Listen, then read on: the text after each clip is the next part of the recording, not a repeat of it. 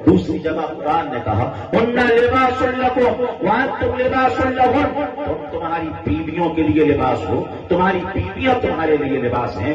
आप देखें जब कोई अहम बात होती है तो मिसाल दे के समझाया जाता है, मिसाल के जरिए बात को बताया जाता है ताकि सामने वाले के अच्छे तरीके से समझ में आ जाए। कुरान क्या कह रहा है? शौहर बीवी के लिए लिबास है, बीवी शौहर के लिए लिबास है। मतलब क्या है? मतलब ये है जिस तरीके से इंसान के जिस्म पर अगर कोई ऐब हो तो ये लिबास उस ऐब की पर्दापोशी करता है। यहाँ से क्या जहन दिया गया? यहाँ से ये बताया गया अगर शौहर में कोई ऐब हो तो बीवी को चाहिए कि वो उसकी पर्दापोशी करे, बीवी में अगर कोई ऐब हो तो शौहर को चाहिए कि वो उसकी पर्दापोशी करे। दोनों एक दूसरे का ख्याल रखें, दोनों एक दूसरे के ऐबों को छुपाएं, दोनों एक दूसरे के ऐबों को ढांकें। अज़ीज़ान मोहतरम, इस मिसाल के जरिए कुरान ने बहुत कुछ समझा दिया।